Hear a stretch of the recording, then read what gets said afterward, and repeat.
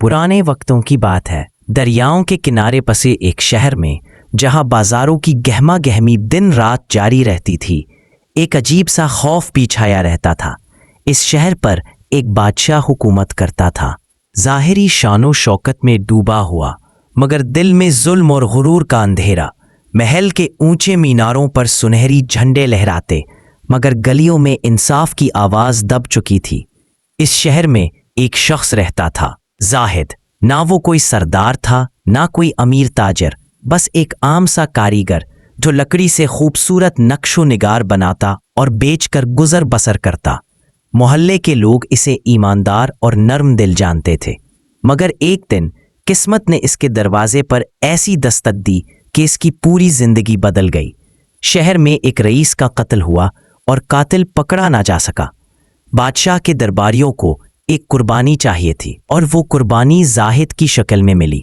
किसी ने झूठी गवाही दी कि कत्ल के वक्त जाहिद वहां मौजूद था। गिरफ्तारी के वक्त जाहिद ने कहा, मैं बेकसूर हूं, लेकिन जालिम सिपाही हंस पड़े।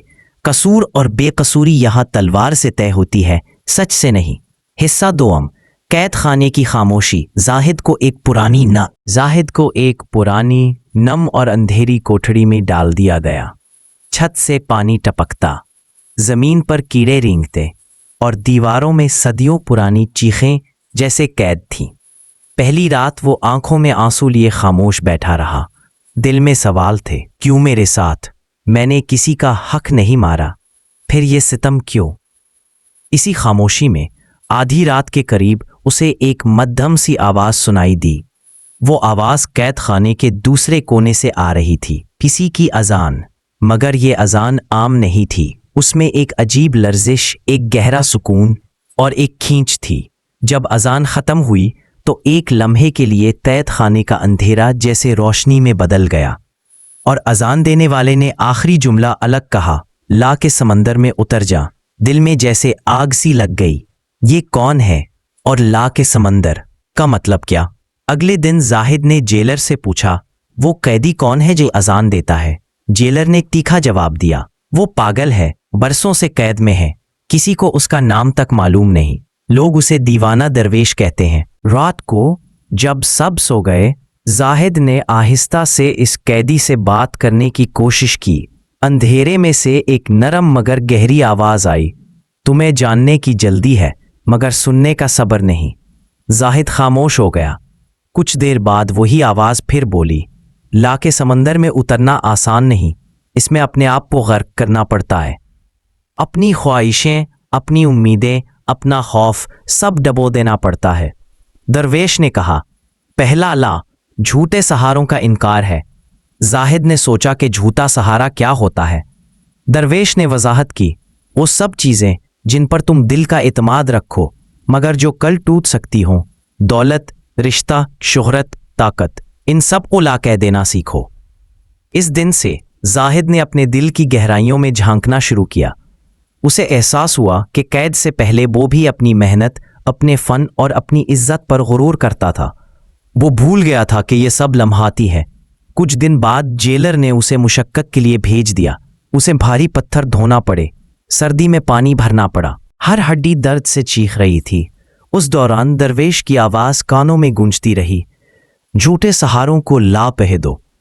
जाहिद ने अपने दिल में कहा, मैं अपने जोरे बाजू पर नहीं, सिर्फ उस जात पर भरोसा करता हूं जो सब कुछ देख रही है।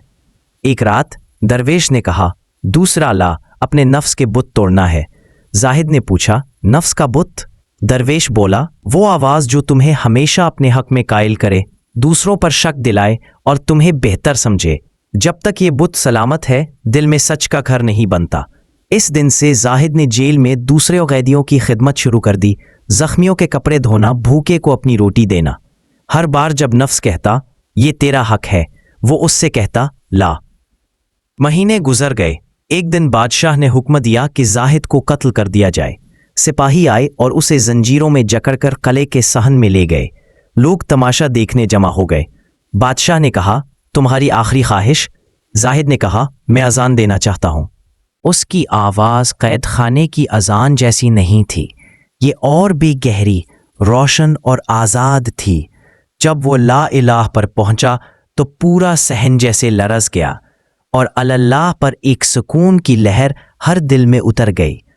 پھانسی سے پہلے اس نے مسکرا کر کہا، لا کے سمندر میں ڈوب کر میں نے ہاں کا کنارہ پا لیا۔ اس دن کے بعد شہر کے لوگ کہتے ہیں کہ قید خانے کی اذان اب بھی رات کو سنائی دیتی ہے اور اس میں وہی الفاظ گونجتے ہیں، لا کے سمندر میں اتر جا۔